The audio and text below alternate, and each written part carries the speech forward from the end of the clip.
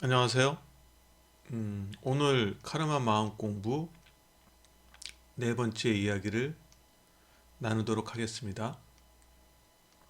오늘의 제목은 세계 의사들이 본 죽음 체험, 팩트 체크.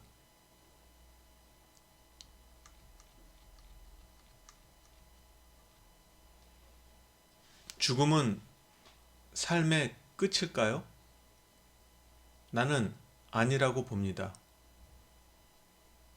저명한 학자나 의사들이 쓴 많은 자료들을 봤기 때문이지요. 책, 논문, 강의, 학술지 등에서 수많은 실증적 사례를 탐구했거든요. 그래서 죽음은 꽉 막힌 벽이 아니고 또 다른 문을 통한 이동이라고 생각합니다. 즉, 육신은 옷이라고 보는 거예요. 껍데기인 셈이죠. 물론 수년 전만 해도 이를 믿지 않았어요. 공부를 안 한 탓에 전혀 몰랐거든요. 임사체험, 영혼의 세계, 윤회에 관해서는 아주 문외한이었죠. 하지만 몸에 이상이 생긴 후 죽음에 관해 고민했어요. 덕분에 수많은 정보를 접했지요. 잘 죽고 싶었거든요. 이왕 가는 거 아무것도 모르고 죽으면 당황스럽잖아요. 잘 알고 가면 죽음의 세계에서 덜 당황스럽겠더라고요. 그렇게 시작한 죽음 연구가 이렇게 글을 쓰는 계기가 되었어요. 그럼 임사체험에 대해 좀 설명할게요. 근사체험은 죽은 후 다시 살아난 사람들이 영혼의 세계를 다녀온 경험담이죠. 죽었다가 다시 상전해 사후 세계에 대한 이야기가 죽음 체험이에요. 1960년대 심폐소생술이란 의료 기술이 도입되면서 임사 체험자들이 생겼어요. 분명히 죽었는데 심폐소생술로 다시 살아난 덕분이죠. 죽음은 심장이 멈추고 호흡이 없으며 동공반사가 중단된 상태죠. 이를 사망이라고 해요. 때문에 죽으면 심장, 호흡, 동공반사는 일체 없지요. 뇌도 당연히 멈추고요. 신체 반응이 올스톱이죠. 하지만 심폐소생술로 다시 살아난 사람들이 늘면서 임사체험자가 하나둘 나타나기 시작했어요.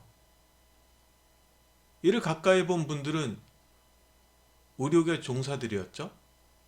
의사, 간호사가 많았어요. 그러다 보니 이들이 논문, 책, 강의, 학술지를 통해 정보를 쏟아냈어요. 너무 신기하고 놀라운 사실이니까요.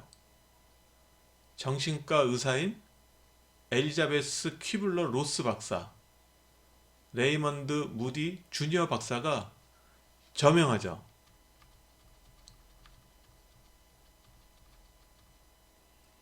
관련 자료를 보면 얼마나 과학적이고 논리적이며 실증적인지 알 수 있어요.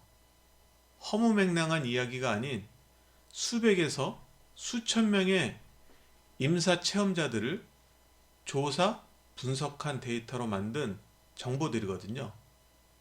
이외에도 수많은 유명한 의사, 간호사, 학자 등이 쓴 책이 많죠. 나중에 하나하나 소개할 계획이에요.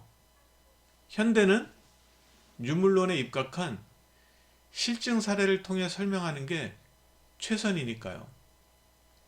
물론 세계적인 학술지에 실린 논문들도 공유할 거예요. 데이터가 없는 설명은 설득력이 없거든요. 뭐니 뭐니 해도 아무나가 아닌 고명한 분들이 연구한 자료에 신뢰가 더 가잖아요. 그 중에 내가 가장 선호하는 책이 두 권 있어요. 남들에게 죽음, 임사체험, 영계, 윤회에 관해 설명할 때 꼭 말하는 도서죠. 외국보단 국내 의사 교수가 쓴 서적이라 더 공감되더군요. 시간 내서 읽어보면 죽음에 대한 지평이 확 넓어질 거예요. 신선한 충격을 받을 수 있죠. 사실 당장 먹고 사는 것도 필요하지만 그보다 더 중요한 건 죽음과 죽음 이후죠. 언젠가는 지인 가족뿐 아니라 본인도 죽거든요. 그런데 아무것도 모르고 죽으면 얼마나 황당하겠어요. 가뜩이나 죽어서 어리둥절할 텐데 죽고 나서는 더 난감하겠죠? 때문에 이제라도 죽음과 그 이유를 제대로 알 필요가 있어요.